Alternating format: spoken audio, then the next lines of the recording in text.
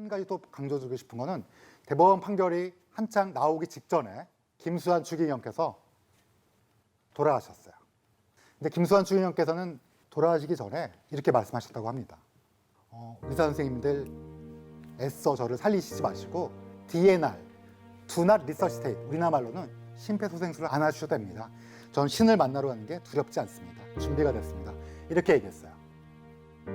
그리고서 호흡이 멈췄습니다.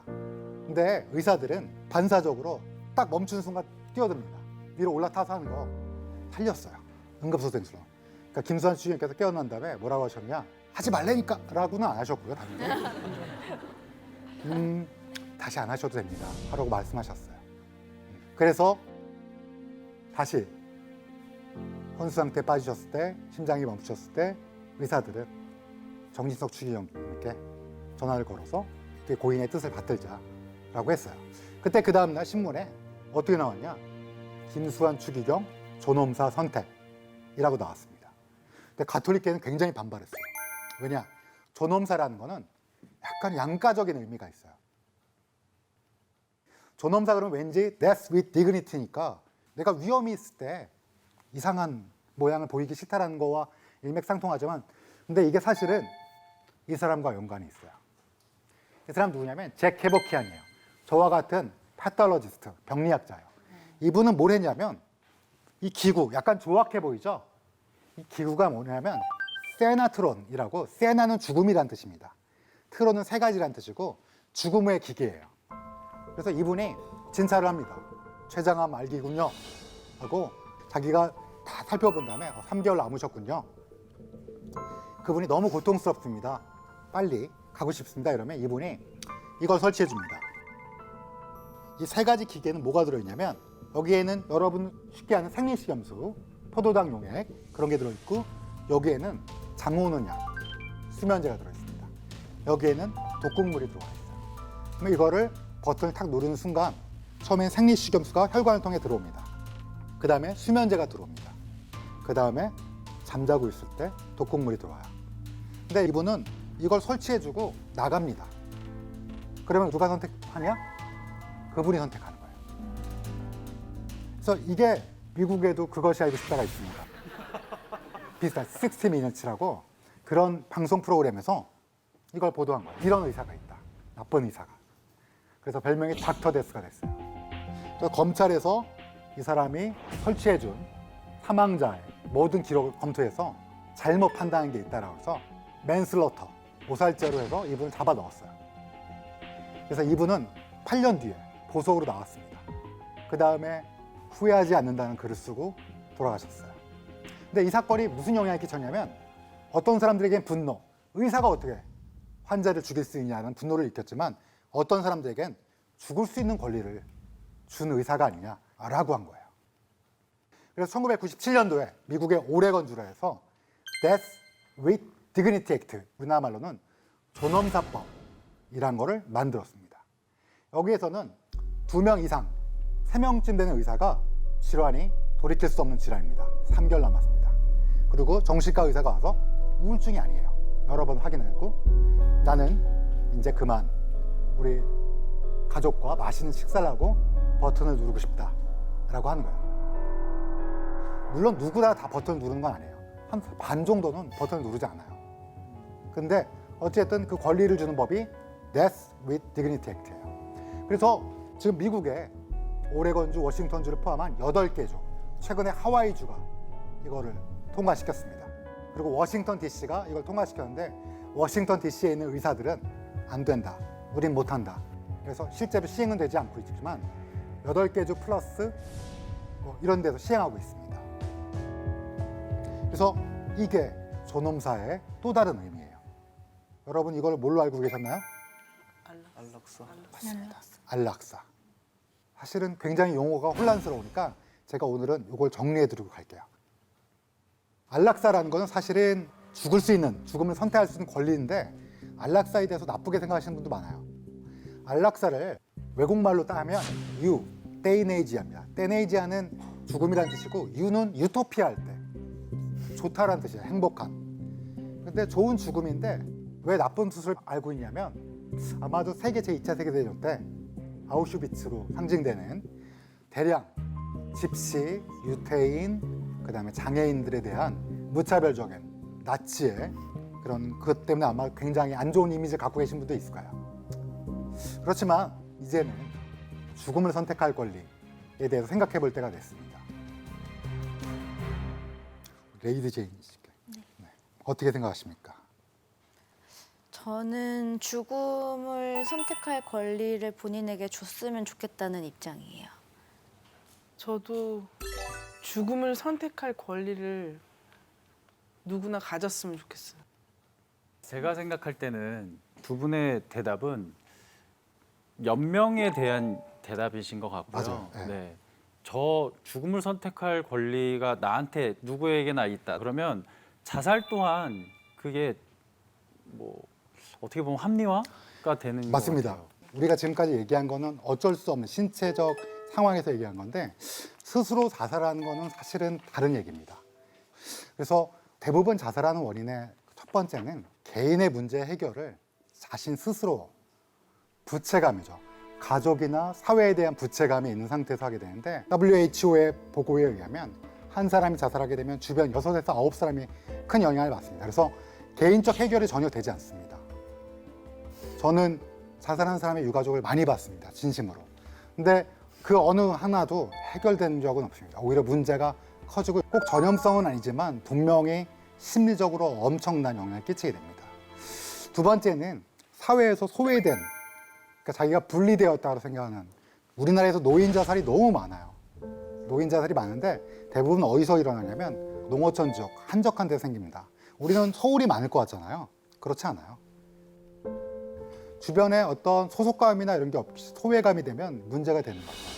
그럼 아시겠지만 우리가 너무 빨리 발전했잖아요. 그러다 보니 노인분들이 소속감이 떨어지는 건 분명합니다. 여러분 젊은 사람들과 섞이기도 어렵고, 왜 우리가 흔히 얘기하는 꼰대라고 치부하다 보면 소속감이 너무 떨어지다 보니까 문제가 생길 수 있어요. 그래서 이건 사회적인 문제다. 우리나라 30명이 넘었어요. 10만 명당. 근데 지금은 25명까지 떨어뜨렸는데 지금도 너무 많아요. 일본의 더블 스코어예요. 여러분 일본 가끔 우울해 보이기도 하잖아요. 근데 우리나라가 훨씬 더 우울한 나라예요. 이거는 여러분들 혹시 국가에서 사회적 계층에 쓸 때 조금 더 감시의 눈길을 보내고 효용성 있게 쓸 수 있게 감시하는 것도 우리가 같이 사는 사람들, 소중한 사람들이 오랫동안 살게 하는 중요한 거니까 이런 것들도 반드시 여러분들이 갖고 계시길 바랍니다.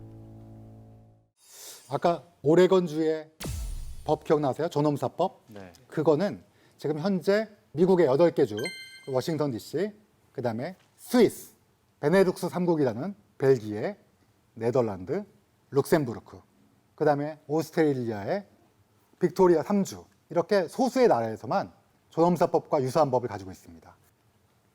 이렇습니다. 내가 그냥 멀쩡한 사람인데 죽고 싶다 그러면 그건 누구나 안 됩니다.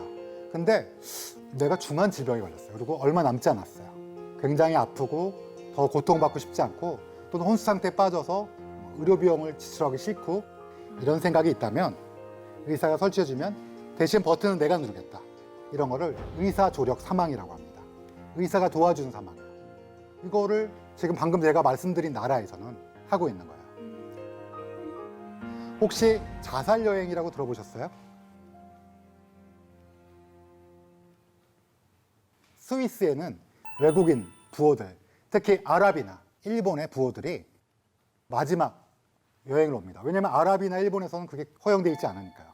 와서 가족들과 융프라우를 보면서 맛있는 펑디를 찍어 먹으면서 록봉기 빌딩 네가 가져라 뭐 이런 얘기도 하고 그 다음에 내일 아침에 난 갈게 그리고 의사의 도움을 받아서 자기가 스스로 선택하는 이런 걸 자살여행이라고 해서 스위스에서 꽤 많이 있습니다. 물론 굉장히 엄격해요. 외국 사람이면 그 스위스 의사 3명한테 진료를 받아야 되고 돌이킬 수 없는 걸 확인하고 정신과 의사가 와서 우울증 아니냐, 왜 죽으려고 하냐를 면밀히 한 다음에 그런 게 아니라 그러면 선택하는 겁니다. 그런 게 의사 조력 사망입니다. 근데 여기서 더 나간 경우도 있어요. 벨기에나 네덜란드는 의사가 직접 버튼을 눌러줍니다. 근데 의사 중에서 거부하면 어떻게 될까요? 그건 안 해도 돼요. 그래서 3가지예요. 연명의료, 중지, 의사 조력 사망, 자발적 안락사. 근데 여기서 주의할 거는 아무도 신체가 멀쩡한 사람에 대해서 나 자살하고 싶은데 의사가 도와주는 건 없습니다. 자, 다시 여쭤볼게요. 만약에 중한 질병에 걸렸을 때 어떻게 하시겠습니까? 선택을. 의사 조력 사망이나. 근데 정말 그런 상황이 되면 저희 아버지가 그 심근경색으로 돌아가셨는데 저희 아버지는 119 구급차를 못 부르게 했어요. 저희 어머니한테. 예, 부르지 마라 이렇게 하시고 이제 심근경색으로 돌아가셨는데 이제 아마 저도 약간 좀 비슷한 선택을 하지 않을까라는 생각을 하긴 해요. 네.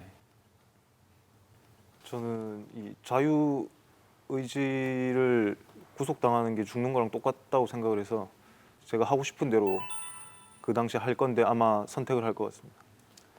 자, 그러면 제가 여러분 모두에게 질문을 드리겠습니다. 여러분은 정말 중한 질병에 걸렸을 때 삶에 대한 자기의 결정권이 필요하다고 생각하시는 분, 그런 의사 조력 사망을 인정해야 된다는 분, 손 들어 주십시오.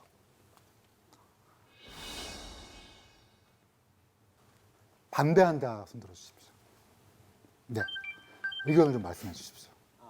저는 반대하는 입장에 손을 든 부분은 이제 그때 결정을 하고 만약에 다시 살고 싶어졌다라든지 이렇게 변화가 될 수 있는데 그거를 표현할 수 없는 순간에서 내가 이제 그렇게 되면 타이로 인해 죽게 되는 경우도 발생할 수 있고 그런 부분들이 있을 것 같아서 반대했습니다. 네, 그럴 수 있을 것 같습니다. 충분히. 그래서 이거는 뭐가 정답이라는 건 없습니다. 저는 개인적으로 어떻게 죽고 싶는지 이런 거에 대해서 참으로 생각을 많이 합니다. 저는 20대 때는 멋지게 살다가 90대 포르쉐를 몰다가 어디 쾅 부딪혀서 뭐 이런 생각도 했고 제임스 딘 뭐 이런 생각도 했었고요. 근데 지금은 가족들과 온화한 삶을 보내다가 마지막 식사를 한 다음에 다음날 잠을 자듯이 사망했으면 좋겠다. 이런 형태들은 다 아마 갖고 계실 거예요. 근데 실제로는 어떻습니까? 1970년대 그때는 70%가 집에서 돌아가셨어요. 근데 점점 2000년대 가서 지금은 집에서 돌아가시는 분 계세요? 병원으로 모시려고 그러죠, 다들. 그러다 보니까 지금은 의사가 심폐소생술을 하고 살려놓고 계속 누워있는 상태에서 아주 서늘한 여러 명이서 누워있는 중환자실에서 마지막을 맞이하신 분들이 가장 많을 겁니다. 그러면 우리가 어떻게 죽어야 될 건지 이제는 한 번쯤 생각해 볼 때가 온 것 같아요. 여러분 태어난 건 여러분 마음대로 못 태어났죠. 그렇지만 사춘기 이후에는 마음대로 살고 있죠. 내 인생은 내 거고 내가 선택하고. 근데 죽음은 왜 자기가 선택하는 거에 대해서 한 번도 생각 안 하시는지 모르겠어요.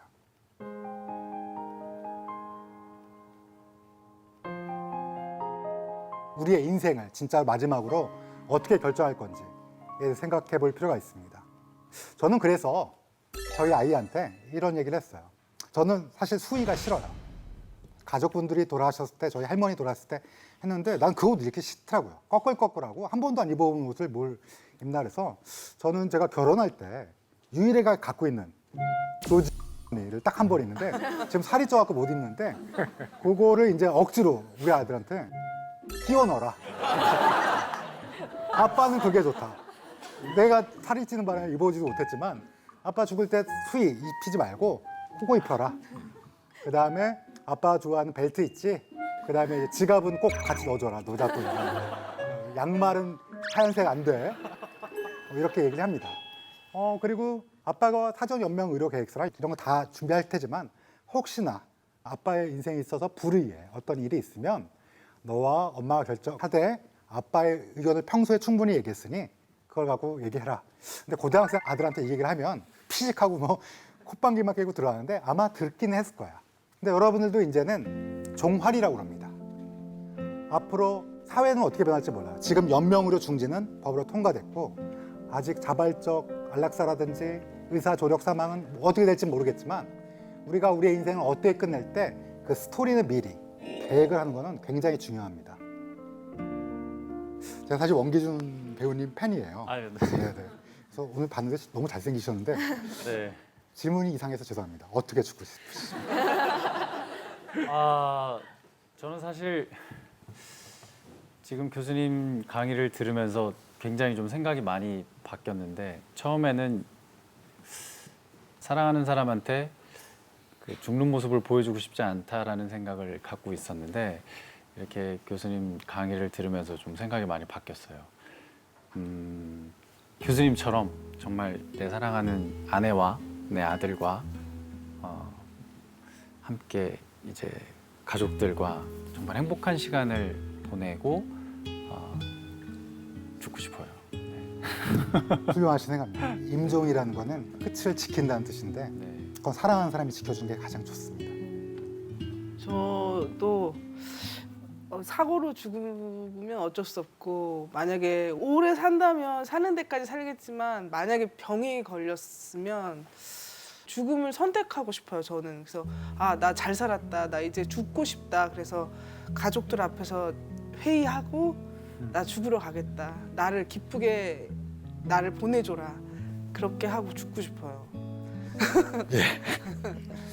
저도 처음에 이렇게 질문을 받았을 때는 그냥 누워서 자다가 편하게 죽고 싶다. 그 죽는 방식에 대해서 생각을 했었거든요. 그냥 고통 없이 편안하게 죽고 싶다. 지금 다시 삶의 어떤 스토리텔링을 해봐라라고 말씀하신 거 듣고 순간적으로 딱 생각이 든 게 영화 그 타이타닉에 보면 노부부가 같이 이렇게 손 꽉 잡고 이렇게 죽음을 맞이하는 그 순간의 장면이 있잖아요. 그런 것처럼 내 인생 마지막에 그렇게 나의 손을 꼭 잡아주는 한 사람이 옆에 있다면 죽음도 두렵지 않을 것 같다는 생각이 들어서 사랑하는 사람이랑 손을 꼭 잡고 로맨틱 너무 잔인하게 같이 죽어야 되는. 우리 조 교수님은 네, 저는 95세쯤 95세. 이제 제 고향 부산 다대포 앞바다에서 그 지는 해를 사랑하는 사람과 같이 보면서 조용히 지고 싶습니다. 아, 네. 예정대로는 잘 안 됩니다. 그렇지 않습니다.